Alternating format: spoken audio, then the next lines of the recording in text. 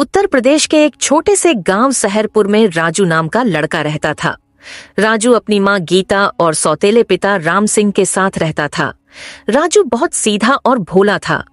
गांव के लोग अक्सर उसका मजाक उड़ाते थे, पर उसकी माँ उसे बहुत प्यार करती थी। राजू बेटा, दूसरों पर ज्यादा भरोसा मत किया कर। लोग तेरे जैसे भोले को मूर्ख बना देते हैं।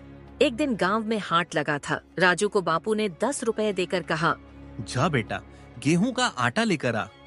रास्ते में उसे मदन काका मिले।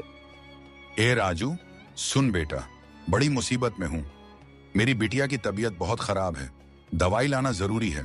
10 रुपए दे दे, कल 2 गुना करके लौटा दूंगा। राजू थोड़ा हिचकिचाया। नहीं काका, बापू डांटेंगे। बेटा, भगवान तुझे दुआ देगा, कल सुबह लौटा दूंगा। राजू का दिल पसीज गया। उसने रुपए दे दिए। घर पहुंचते ही बापू गुस्सा हो गए। तूने फिर किसी को दे दिए पैसे? कभी तो समझदार बन जा। माँ ने धीरे से कहा। बच्चा है जी, दिल बड़ा है इसका। रात को राजू चुपके से घर से निकल गया।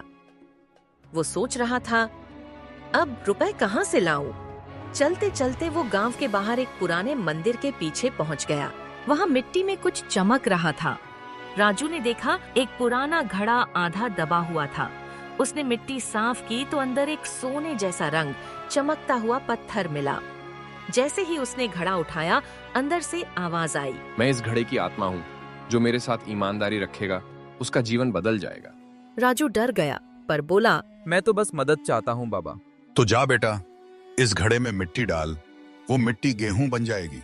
पर याद रखना, लालच मत करना। राजू घड़ा लेकर घर आया। सुबह उसने उसमें थोड़ी मिट्टी डाली और सचमुच गेहूं बन गया। माँ दंग रह गई। बेटा, ये तो चमत्कार है। राम सिंह को भी विश्वास नहीं हुआ। वो बोले, इस गेहूं को बेच दो, देखते हैं क्या होता है। राजू ने बाजार में बेचा। सब लोग हैरान थे कि इतना साफ और सुगंधित अनाज कभी नहीं देखा। धीरे धीरे राजू अमीर हो गया, पर उसने कभी किसी से धोखा नहीं किया। वो गांव के गरीबों को भी खाना देता और कहता, भगवान का दिया सबका है। एक रात राम सिंह को लालच आ गया। उन्होंने सोचा, अगर मैं घड़ा अपने लिए रख लूं तो सारा अनाज मेरा हो जाएगा। रात को वो चोरी से घड़ा उठाकर भागे। जंगल पहुंचते ही घड़ा कांपने लगा।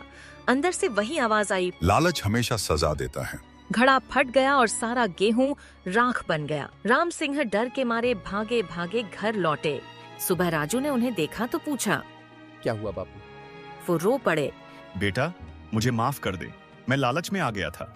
राजू ने मुस्कुराते हुए कहा, आप मेरे पिता हैं, गलती सबसे होती है। राजू, माँ और पिता ने मंदिर जाकर भगवान को धन्यवाद दिया। गांव के लोग अब उसे भोला नहीं, बुद्धिमान राजू कहने लगे। उसने गांव में एक छोटा स्कूल खोला जहां गरीब बच्चों को पढ़ाया करता था। अब राजू अपने माँ बाप के साथ हंसी खुशी अपनी जिंदगी बिताने लगा।